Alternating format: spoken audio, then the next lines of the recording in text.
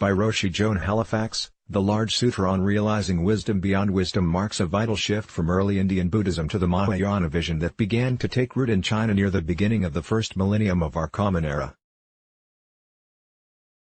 Until the Great Prajnaparamita, Buddhist practitioners typically relied on the presence of an external teacher, a particular Buddha, to show them the way.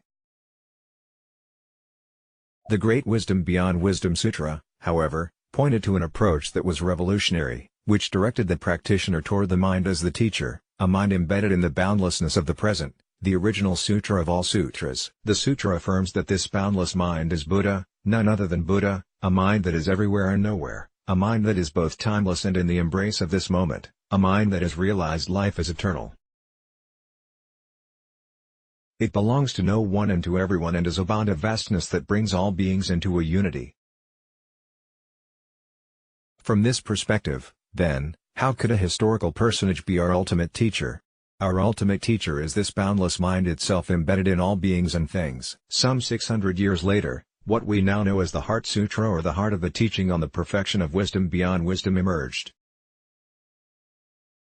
It is a brilliant condensation of the long Wisdom Beyond Wisdom Sutra. The origins of the Heart Sutra are hidden in the mists of time, yet to be sure, its origin is in the boundless mind itself. The Heart Sutra is a victory chant that celebrates this boundlessness and the mind's potential to realize wisdom beyond wisdom. It is a paean to fearlessness and affirms that this vast and fearless mind is your mind and my mind. It is the very source of our freedom, the root of our wisdom, the place where we suffer and are liberated from suffering, including both suffering and freedom from suffering. This mind is wisdom beyond wisdom itself, the great Prajna, the mother of all Buddhas, the mother of awakening. Chanted by Mahayana Buddhist practitioners for over 1,000 years, the Heart Sutra articulates the profound insight that there is no inherent and abiding self. Without an inherent self, something to rely on, an identity that is abiding, the body and mind are experienced as everything and boundless, an all-at-onceness that is fundamentally inclusive and free, without an inherent self or identity to bind them. When one has realized this all-at-onceness, this experience of boundarylessness and boundlessness, we become the mother of all Buddhas, the great Prajna, herself. Another way of saying this is that this boundless mind gives birth to our experience of awakening. The title of the sutra is Mahaprajnaparamita Hridaya Sutra. The Sanskrit word prajna, sometimes translated as wisdom, or wisdom beyond wisdom, or mother wisdom, reflects the light of the realization of boundlessness. Prajnaparamita is often referred to as the mother of all Buddhas. A Buddha is an awakened being. So prajna is the experience of the awakened mind that is characterized by inclusiveness and boundarylessness. The two words Mahaprajna take prajna even further.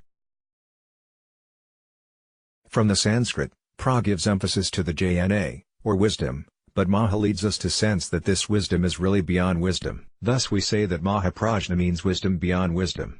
Also in the title is the Sanskrit word paramita, often meaning other shore or perfection. Other shore refers to the shore of liberation, as distinct from the shore of suffering. We know from the teachings of the Buddha, however, that the other shore is nowhere but here in this very moment. It includes our suffering and our liberation. Our awakening is here in this very moment, this boundless moment, where all the sutras are born. Going further with this notion, most Mahayana schools view samsara and nirvana as two sides of the same coin. That is to say that this ordinary, everyday life, the life of delusion and happiness, and the life of freedom and suffering are not separate but an undivided reality. The second translation of paramita, perfection, implies that this very moment is complete as it is, or is as it is. The second to the last word in the title, hridaya, means heart, as in essence, pith or core. This means that the boundless realization of wisdom beyond wisdom is the very core of awakening, the ground, essence, or heart of our liberation. The heart of wisdom then is beyond wisdom. The last word in the title is sutra, which means teaching, or thread, that which sews the edges together. When the word sutra is used in Buddhism, it usually means that this is a direct teaching of the historical Buddha. The word sutra then implies that the teachings of the Buddha unify the world.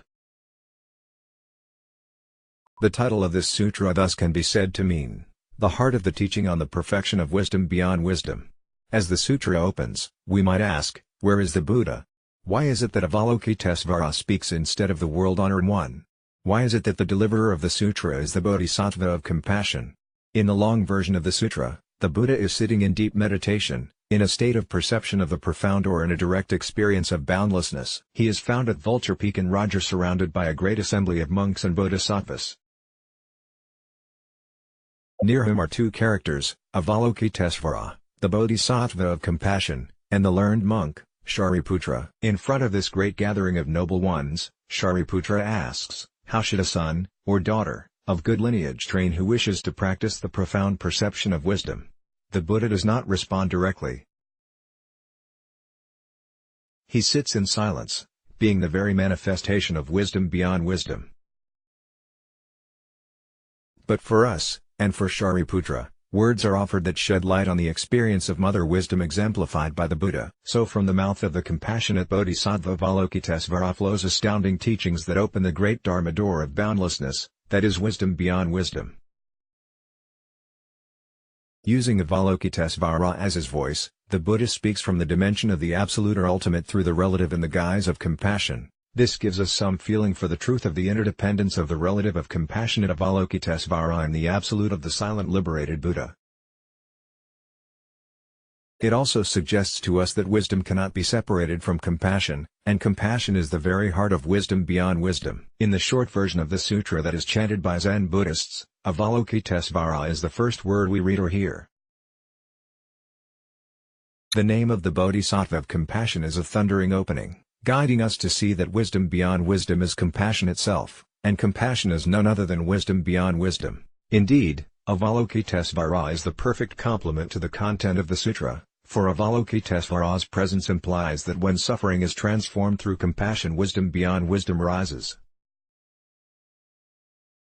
The presence of Avalokitesvara, the Bodhisattva of compassion, as the teacher of the Sutra of realizing wisdom beyond wisdom, thus reminds us that wisdom and compassion can be seen as inflections of each other. By opening the Heart Sutra, Avalokitesvara embodies the two accumulations of wisdom and compassion.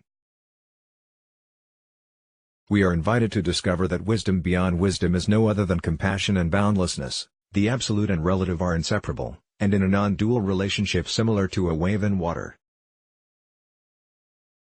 We cannot separate wisdom from compassion, just as we cannot separate the wave from the water. The essence of this non-duality is boundless. A little later in the sutra, we come upon the key Sanskrit term shunyata. This word is complemented with the Sanskrit word, which is commonly translated as form. By form, we mean the world of the relative, the very thingness of things. The word shunyata has been commonly translated in English as emptiness. Yet Kazuaki Tanahashi and I affirm the translation of the Sanskrit term shunyata as boundlessness, a word that points to a mentality that cannot be captured, described, or limited. Boundlessness has a flavor that is different than the taste of emptiness. It points to a process of mind rather than a state of mind. Emptiness feels like a destination. Boundlessness has a living quality where there is no destination. We can look to the symbolic expression of the absent presence of the Buddha for a hint of what shunyata might mean. Hundreds years after the death of the Buddha, his presence was transmitted though images of his boundlessness, the openness of his footprints carved into stone, an impression of the great and boundless invisible, the boundless absence of his presence under the Bo tree, the Dharma wheel reminding practitioners of his teachings but pointing to something far greater than his personal identity.